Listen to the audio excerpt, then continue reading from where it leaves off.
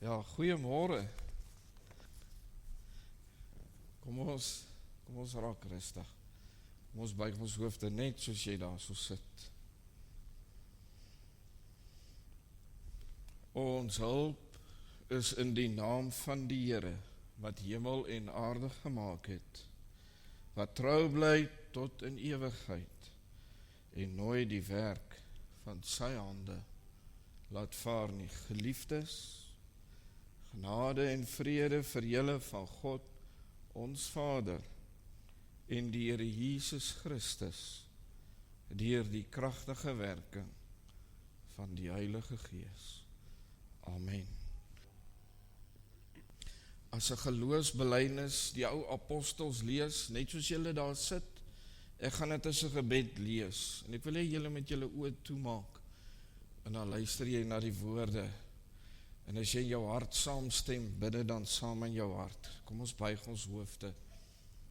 Ek glo in God die Vader, die Almagtige, die Skepper van die hemel en die aarde, en in Jesus Christus, sy enige gebore Seun, ons Here, wat ontvang is van die Heilige Gees, gebore is uit die Maagd Maria, wat gelei het onder Pontius Pilatus, gekruisig is, gesterf het en begrawe is, en ter helle neergedaal het, wat op die derde dag weer opgestaan het uit die dode, wat opgevaar het na die hemel, en sit aan die regterhand van God, die Almagtige Vader, van waar hy sal kom om te oordeel die wat nog lewe, en die wat reeds gesterf het.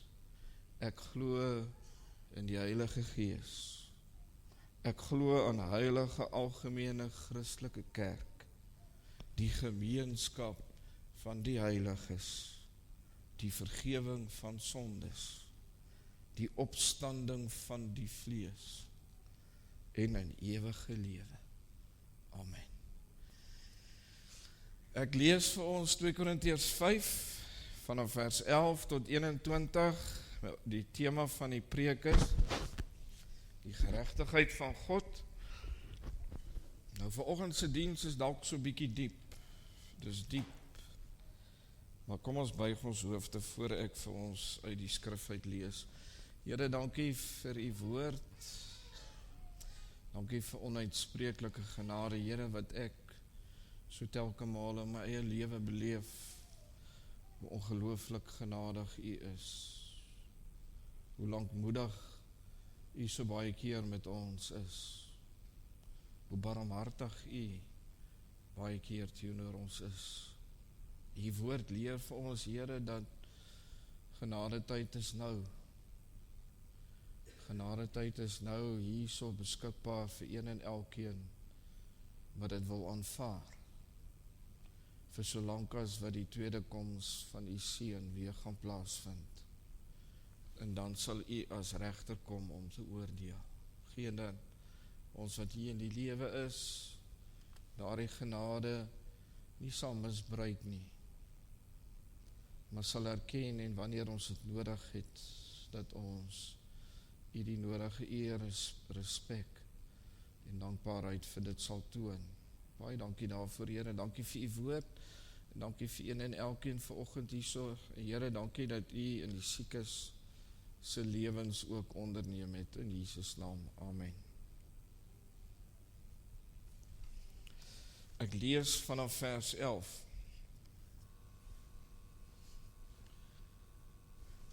Ons weet wat dit beteken om die Here te dien. Daarom probeer ons die mense oortuig. God ken ons bedoelings, en ek vertrou dat julle ook van ons bedoelings oortuig is. Ons prys onsself nie opnuut by julle aan nie. Ons gee julle juis eerder aanleiding om trots te wees op ons, sodat julle 'n antwoord kan hê vir die wat trots is op die uiterlike en nie op die innerlike nie.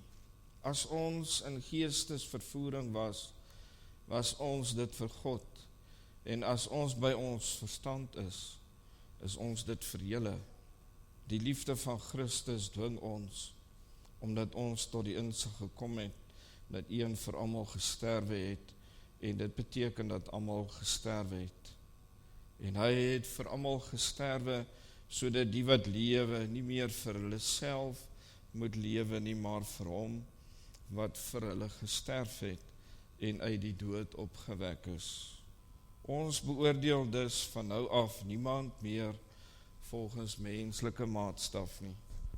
Al het ons Christus vroeër volgens menslike maatstaf beoordeel, nou beoordeel ons hom nie meer so nie.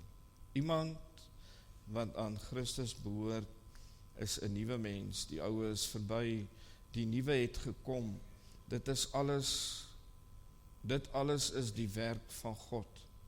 Hy het ons deur Christus met homself versoen en aan ons die bediening van die versoening toevertrou. Die boodskap van versoening bestaan daarin dat God deur Christus die wêreld met hom versoen het en die mense hulle oortredings nie toereken nie. Die boodskap van versoening het hy aan ons toevertrou. Ons tree dus op as gesandte van Christus. En dit is God wat deur ons 'n beroep op julle doen. Ons smeek julle namens Christus, aanvaar die versoening met God wat hy bewerk het. Christus was sonder sonde, maar God het hom in die plek as sondaar behandel, sodat ons deur ons eenheid met Christus deur God vrygespreek kan wees. Tot sover.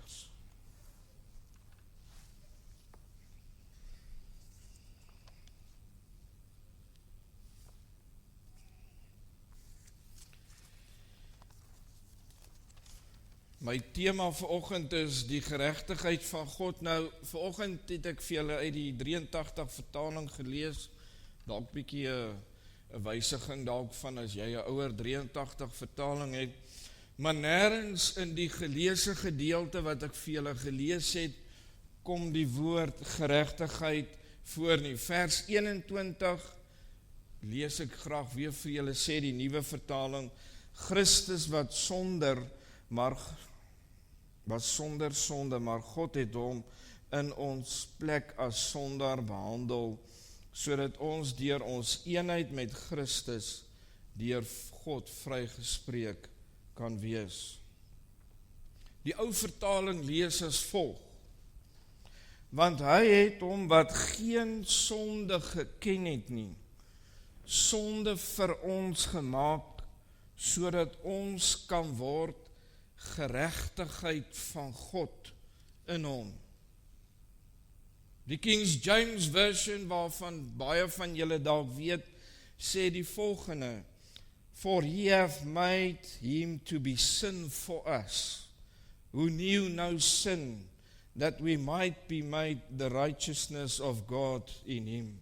Dan praat hy van Christ Jesus daar, né?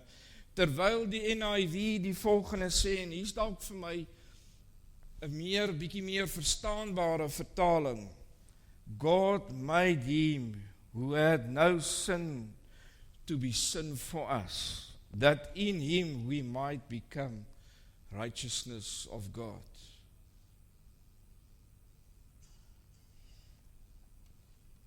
Soos ek gesê, die 1983 vertaling het glad nie die woord geregtigheid in die vertaling gebruik nie, maar hulle het eerder dit gebruik, ons eenheid met Christus, wat iets sê van God se geregtigheid, maar nie regtig verklaar wat Paulus daar geskryf het in die brief van die Korintiërs. Dis nodig dat ons moet verstaan wat sê Paulus hier in die grondtaal, en dan veral die Hebreëse woord wat vir geregtigheid gebruik word, sedek, of die betekenis wat die Hebreëus gee, het Paulus kom weergee in die Grieks. Hierdie hele gedagte en die verstaan van die Hebreëse woord verduidelik eintlik wat hier aan die gebeur is. Hierdie Hebreëse woord sedek skep die prent van 'n persoon wat voor die regbank staan, om verhoor te word En die geregtigheid hang af van die besluit wat oor daardie persoon geneem word. In die Joodse lewe of in die antieke tyd in die Jode het hulle nie 'n aanklaer gehad nie. Hulle het nie iemand gehad wat in die verdediging gestaan het nie. Dit was bloot maar net 'n persoon wat 'n klag kom lê het, en dan was daar die party wie aangekla word. En dan was daar die regbank wat dan die besluit moes neem. Die wet of die Torah, soos hulle in die Hebreëse taal sê, wat maar net die naam is vir die wet van God, was die norm waarmee die een wat aangekla is en die een wat sy saak wil besleg, gemeet was. God se woord was die maatstaf gewees. Om dit dalk nog meer omskrywend te maak is, God het 'n verbond met sy volk gesluit, en ons sien dit deurgangs in die Ou Testament. Paulus praat van die nuwe verbond, waaroor ons nie vandag gaan praat nie, maar gaan lees dit gerus in Jeremia 31, ons sien dus en verstaan dat God 'n God van die verbond is. En die wet het sy inslag gehad, juis in hierdie verbond wat God met Israel gesluit het. Met ander woorde, die aanklaer en die aangeklaagde het onder hierdie verbondswet van God se geregtigheid gestaan, en dat hy God dan absoluut binne hierdie verbondswet se riglyne 'n besluit geneem het vanuit die wet, wat ook nie 'n aannemer was van 'n persoon nie, maar op grond van God se geregtigheid. Ek wil jy moet vanoggend dit wat ek vir jou sê, hou dit in jou agterkop. Want dit is belangrik, want dit is wat Paulus hier kom verduidelik. Beide die gedagte dat God vir Israel gestaan het in hulle plek as die aangeklaagde of die een wat aangekla word teenoor die volke wat vir Israel aangekla het, as ook as regter, een wat die oordeel oor sy volk voltrek. En ons sien dit telke male in die profete en veral in die ballingskap wat plaasgevind het. Nou ek kom nogal agter, ek dink nie mens lees dit so mooi raak in die skrif nie, maar ek weet nou baie met die skrif gewerk het. Baie mense het nie geweet daar was 'n ballingskap in Israel gewees nie. Kan ek 'n aanduiding kry? Wie dit geweet? Wie so paartjies, né? Die res het dit dalk nie, of het geweet dat iets gebeur, die boek Nehemia, die boek Esra, Daniel, né? Daniel is ons 'n baie mooi voorbeeld, né? Of dalk het jy die woord nie so verstaan nie. Boeke soos Nehemia, Esra en Daniel getuig van hierdie ballingskap, waar die Here deur die profete hoeveel keer na die volk gekom en gewaarsku het, kom die wetsvoorskrifte van die Here na. Die verbond het 'n tweelei gehad. As jy die verbond of die wet nagekom het, was daar 'n seën. As jy die verbond of die wet nie nagekom het nie, was daar 'n vloek gewees. En dit is wat met Israel gebeur het. Nou, hoe dra Paulus dan nou hierdie betekenis van die Hebreëse woord oor in terme van die Nuwe Testament? In die Griekse ekwivalent wat in die Septuagint, dit is die Ou Testament wat in Grieks vertaal was, en dit staan vir 70 geleerdes, dis wat die Septuagint is. Gebruik die woord dikaiosune wat dieselfde implikasie of betekenis het wat hierdie Hebreëse woord het. Wat belangrik is om te onthou is dat hierdie hof wat met die wet verband hou, en hierdie verbond wat God met sy volk gesluit het, lê baie na aan mekaar wat dit beteken. Om God se geregtigheid te hê beteken om aan 'n verbond te behoort, en die wet was die grense wat aan die volk gestel was. Hoor mooi.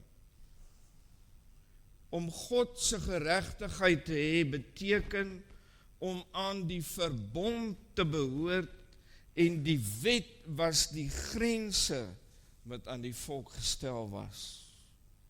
En hulle hoop was God met sy geregtigheid wat sy volk sou verlos.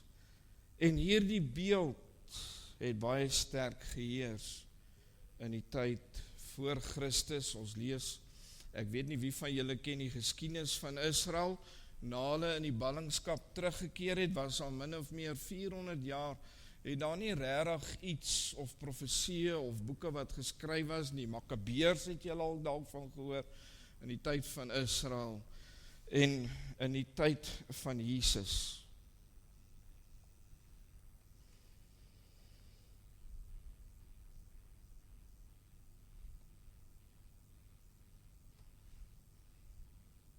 Nou, vers 21, sê die Grieks dit so mooi, sodat ons kan word die geregtigheid van God in hom, dis Christus Jesus. Die Engels sê dit vir my dalk bietjie beter, to become the righteousness of God in Christ Jesus. Hierdie geregtigheid van God is beide wat God verwag en wat hy gee in ons regverdigmaking. Nog 'n moeilike woord. Hierdie geregtigheid van God is tweerlei. Dit is wat God van ons verwag om gered te word, en die ander een is wat hy vir ons gee.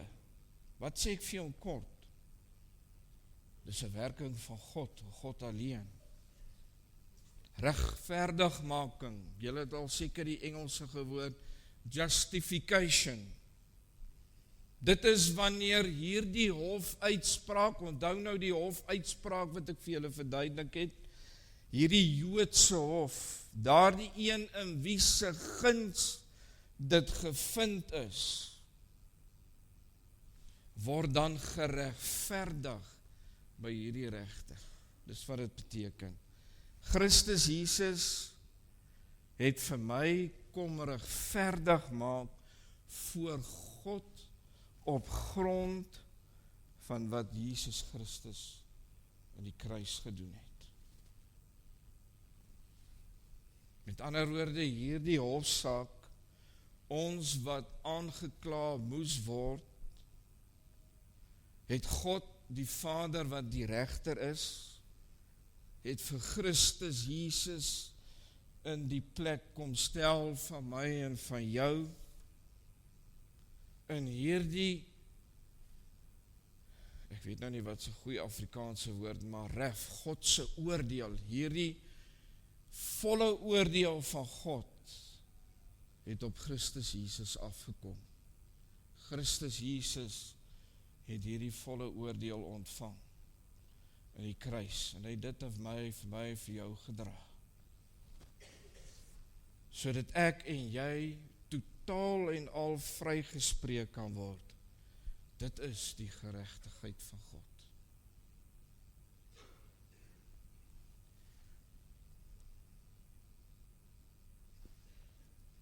Dis bietjie vaste kos om aan te dink.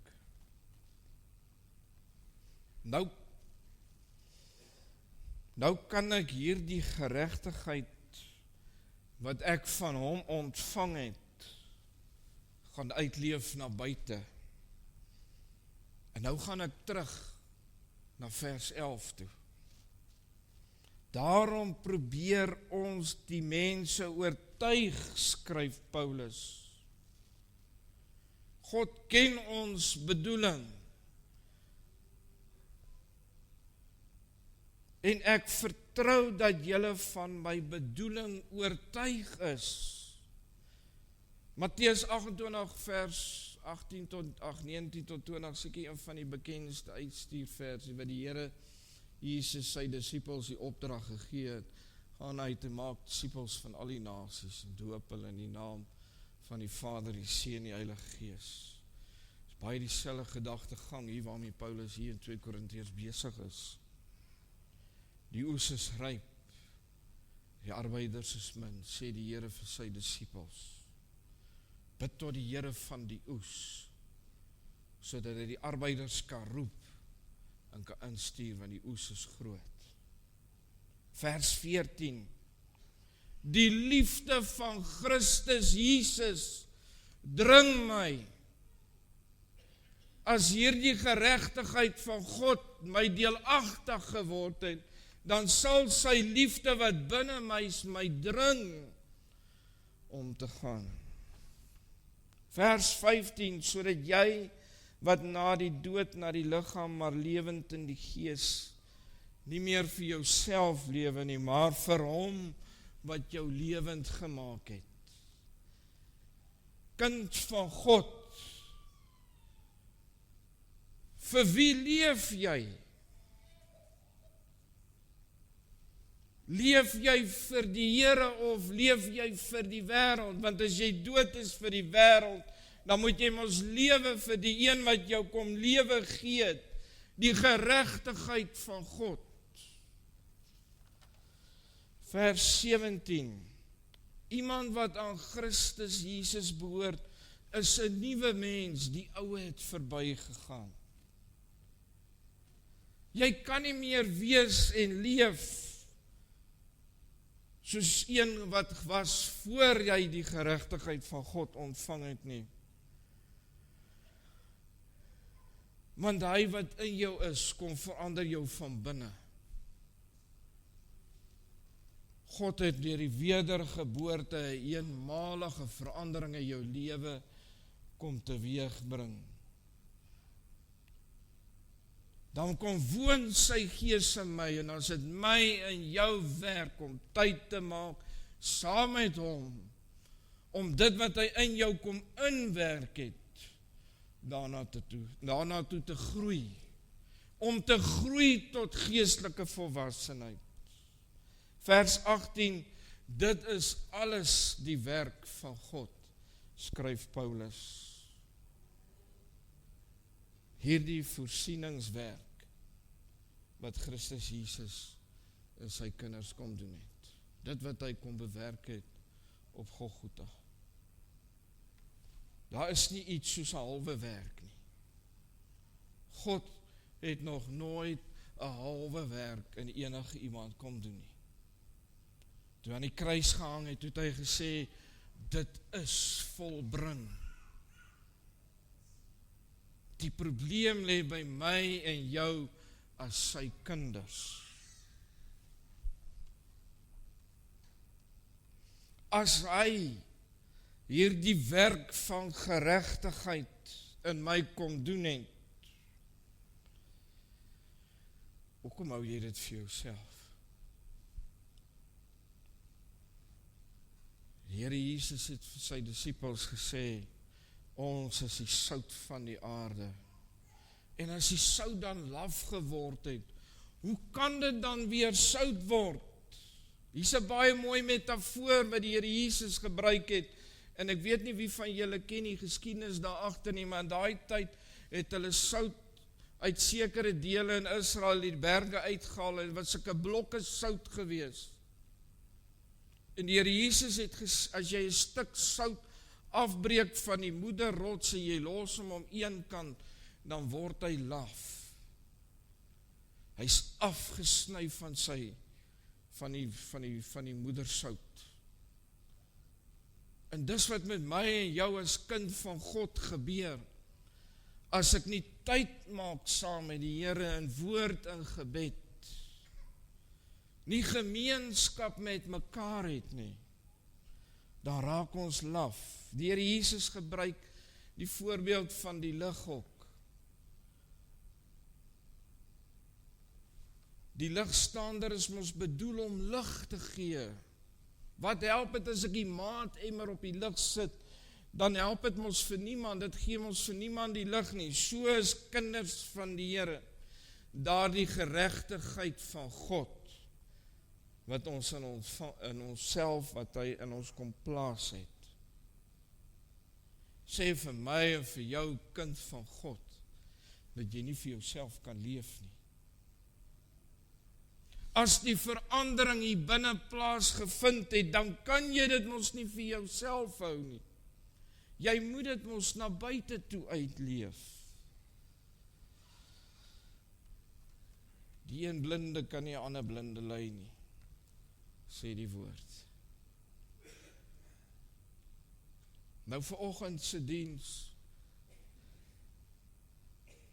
is nie as 'n teregwysing nie. Is vanoggend om vir jou te kom vra, as jy getuig van God se geregtigheid, God se lig, as jy getuig daarvan dat jy hom ken,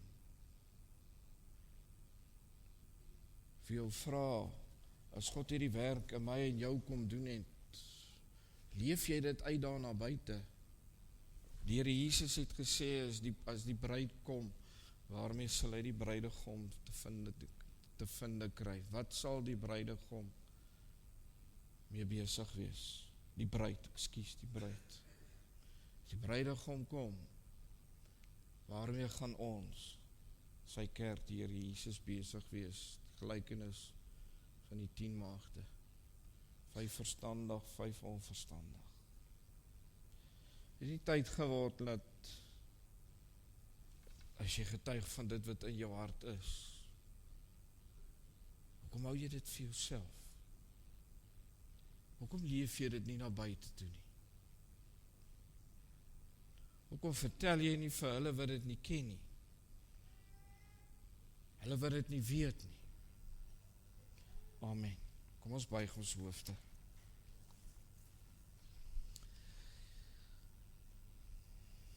Here, u woord is soos 'n tweesnydende swaard. En hy kom en hy sny oop tot op die been, maar en u kom haal uit dit wat nie daar hoort nie. En die wonder daarvan, as die wond toegemaak word, dan genees hy weer. So kom werk u met ons, u kinders. So konfronteer u vir ons en vra vir ons, as jy getuig van daardie geregtigheid wat in jou is, hoekom is jy nie die sout vir die aarde en die lig vir die wêreld nie? Daar waar jy leef, daar waar jy werk, daar waar jy gaan. Here, ek bid vir hierdie week, nog steeds skoolvakansie, Here, dat u met die kinders sal wees, die onderwysers, die wat werk nog, Here, die verrigtinge hier by die kerk, wat moet gebeur. Seën dit, Here. Seën vandag, Here, gee dat ons vandag as familiedag, as rustdag sal geniet.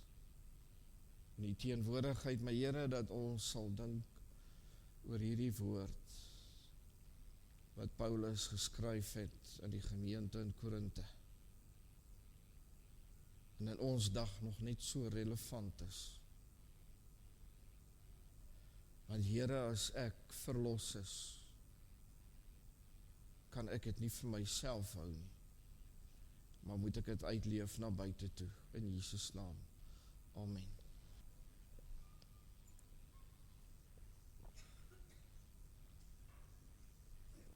Die Here is voor jou om die pad gelyk te maak. Die Here is langs jou om jou in sy arms toe te vou. Die Here is agter jou om die aanvalle van die bose af te slaan. Die Here is onder jou om jou te dra as jy mag val. Die Here is rondom jou om jou te beskerm. Die Here is bokant jou om jou te seën. Die Here is in jou om jou siel te lei met sy Heilige Gees. Die drie-enige God is by jou van nou af tot in ewigheid. Amen.